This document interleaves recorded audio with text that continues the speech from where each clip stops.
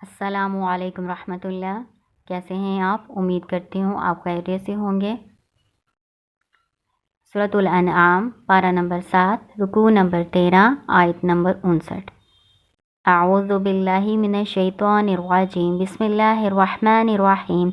وعنده مفاتح الغیب لا يعلمها الا هو۔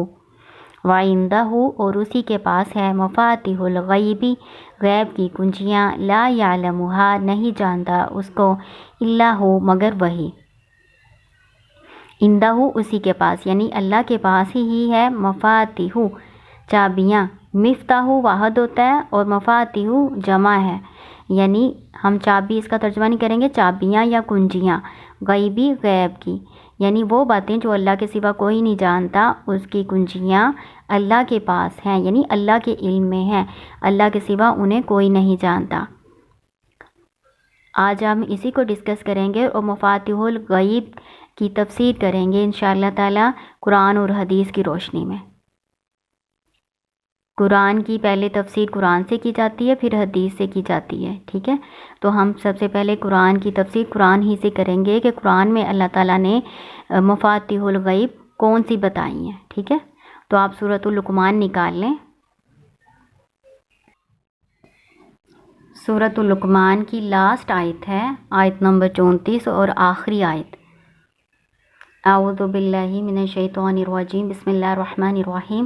ان اللہ عندہ علم الساعۃ وینزل الغیث ویعلم ما فی الارحام وما تدری نفس ماذا تکسب غدا وما تدری نفس بأی ارض تموت ان اللہ علیم خبیر۔ ان اللہ بے شک اللہ تعالیٰ، عندہ اسی کے پاس ہے، علم الساعہ قیامت کا علم۔ ساعہ قیامت کے ناموں میں سے ایک نام ہے، ٹھیک ہے نا؟ اللہ کے علم میں ہے قیامت کا علم، یعنی قیامت کب آئے گی یہ صرف اللہ ہی جانتے ہیں، اللہ کے سوا اور کوئی نہیں جانتا۔ وَيُنَزِّلُ الْغَيْثَ اور وہ نازل فرماتا ہے بارش، یعنی اللہ تعالیٰ بارش نازل فرماتے ہیں۔ بارش کہاں ہوگی، کب ہوگی، کتنی مقدار میں ہوگی، اللہ کے سوا کوئی نہیں جانتا۔ وَيَعْلَمُ مَا فِي الْأَرْحَامِ اور وہ جانتا ہے کیا ہے رحموں میں، یعنی ماں کے رحم میں کیا ہے کوئی نہیں جانتا کہ وہ کس طرح کی جان ہے، وہ بیٹا ہے، وہ بیٹی ہے، یا وہ کتنا عرصہ زندہ رہے گی، وہ بیٹی یا بیٹا کتنی دیر تک وہ زندہ رہے گا، کون سے عمل کرے گا، وہ آیا جنتیوں میں سے ہوگا یا جہنمیوں میں سے ہوگا، تو یہ اللہ کے علم میں ہے۔ وما تدری اور نہیں جانتی نفس کوئی جان، ماذا تکسب غدا کہ کل وہ کیا کمائے گی، یعنی کسی کو بھی نہیں پتا کہ کل کو اس نے کیا کام کرنا ہے۔ کل سے مراد یعنی اگلے ہی لمحے اس کے ساتھ کیا ہونے والا ہے یا وہ کیا رد عمل کرے گا، کسی کو بھی نہیں معلوم۔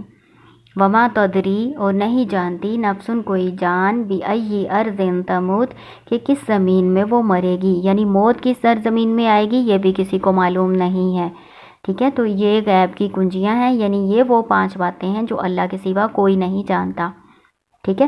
ان اللہ بے شک اللہ تعالیٰ علیم خبیر بہت علم والا، بہت باخبر ہے، ٹھیک ہے؟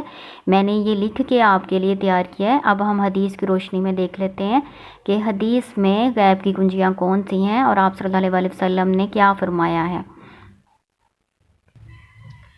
یہ صحیح بخاری کی حدیث میں نے لکھی ہوئی ہے، یہ تفسیر سورۃ الانعام میں صحیح بخاری کی تفسیر لکھی ہوئی ہے، یہ میں آپ کو پڑھ کے سناتی ہوں۔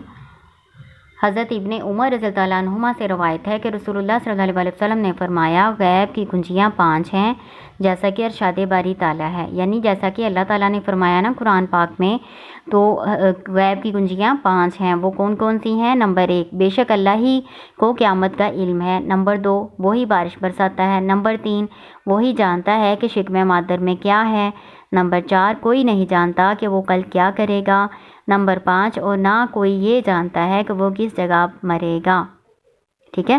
بلا شبہ اللہ ہی ان باتوں کو جاننے والا ہے، خوب خبردار ہے۔ یہ صحیح بخاری کی حدیث کے مطابق میں آپ کو اس آیت کی تفسیر بتا رہی ہوں، ٹھیک ہے؟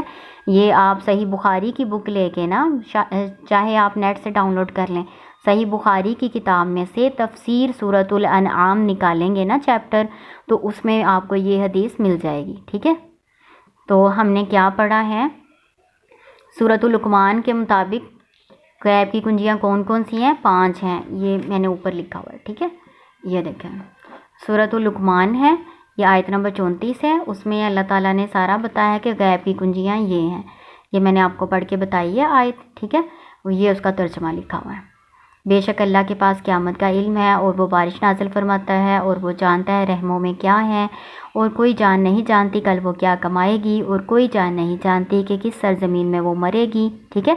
یہ تو ہو گیا سورۃ اللقمان آیت نمبر 34 کے مطابق غیب کی کنجیوں کا علم، اور پھر میں نے آپ کو حدیث کے مطابق بھی بتا دیا کہ حدیث میں اس غیب کی کنجیوں کے بارے میں کیا تفسیر لکھی ہوئی ہے، ٹھیک ہے، تو یہ آپ نے اچھی طرح سے آپ یاد کر لینا، تو یہ میں نے آپ کو لکھ کے بتا دیا، ٹھیک ہے۔